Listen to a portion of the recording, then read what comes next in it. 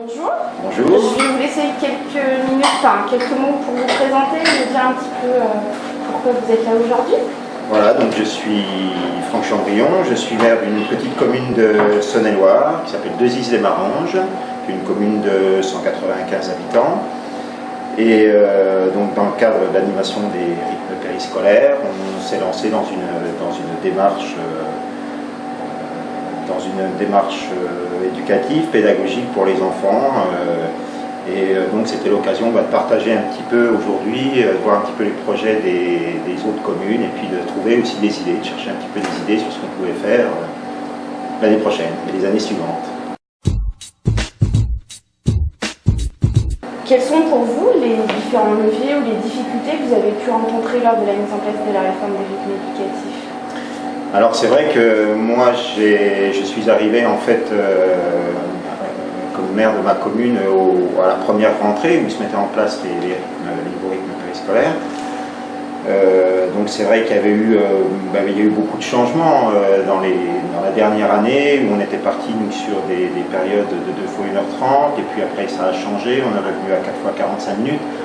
Tout ça pour dire que ça a beaucoup évolué et qu'on s'est retrouvé après les évolutions pendant l'été un petit peu pris de court sur comment on allait organiser déjà ces périodes techniquement, sans avoir eu trop le temps du coup de préparer vraiment le contenu de notre périscolaire parce qu'on ne savait pas sur quelle tranche horaire travailler.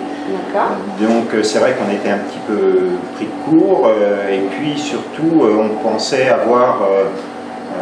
pouvoir demander à des animateurs, pas professionnels, mais enfin des gens un petit peu spécialisés d'animation.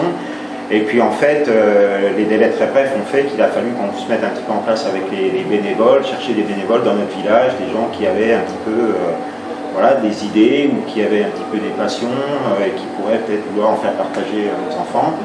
Donc ça s'est mis un petit peu en place au fil de l'eau. Et puis à l'occasion des salons des maires, moi je suis tombé sur un stand où j'ai vu qu'il y avait un éco-organisme qui s'appelle Recilhomme, qui est un peu sous l'égide de la Fondation de France et qui avait créé des petits défis sur le thème du tri notamment et puis de la sensibilisation à la planète, toute la problématique écologique. Et puis du coup ça nous a permis, on s'est lancé dans cette démarche avec une secrétaire de mairie qui a été bénévole pour présenter ça aux enfants. Et puis donc on s'est lancé dans la réalisation de ces petits défis avec pour thème l'écologie et puis de faire un petit peu découvrir aux enfants les enfants d'ailleurs en fait, les conditions de vie des enfants d'ailleurs et surtout sur le thème de l'électricité. Puisqu'en fait le défi consiste à recycler les ampoules et puis ce qui permet à l'organisme qui est Électriciens sans frontières de faire des opérations d'installation électrique dans les pays d'Afrique notamment. C'est un système de parrainage et puis donc c'est vrai que l'idée pour moi c'était vraiment d'utiliser les rythmes scolaires, pas seulement pour occuper les enfants, pour occuper ce temps qu'on nous imposait, mais c'était vraiment pour en faire quelque chose d'utile et pour élargir un petit peu les connaissances des enfants sur leur environnement en général. D'accord. C'était le sens moi je voulais donner à ces rythmes scolaires. Voilà.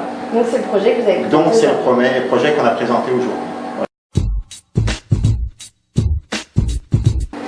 Donc on arrive au terme de cette journée de forum. Qu'est-ce que du coup cette journée vous a apporté? Qu'est-ce qui ressort pour vous de cette journée?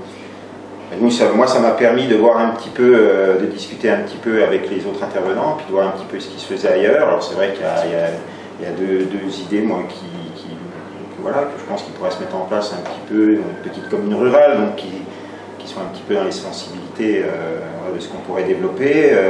J'avais mon voisin qui organisait ce qu'il appelle des hôtels à insectes, je crois. Donc ça pourrait être quelque chose qui pourrait se développer assez facilement avec les moyens qu'on a et avec les bénévoles, le profil des bénévoles qu'on a aujourd'hui dans notre commune. Et puis c'est vrai que moi j'ai été intéressé aussi, alors peut-être plus personnellement, mais je pense que ça peut être intéressant aussi, sur la personne qui présentait en fait toute l'histoire de l'image, depuis l'image statique jusqu'à la cinématographie, l'image animée, etc. Je trouvais ça vraiment, vraiment très intéressant et je pense que c'est aussi quelque chose qui serait intéressant à creuser.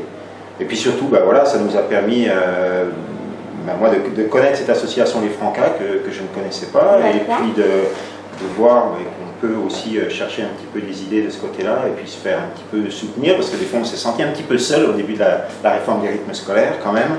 Chacun dans nos petites communes, on a essayé un petit peu de notre côté voilà, de trouver comment on allait sortir de cette affaire.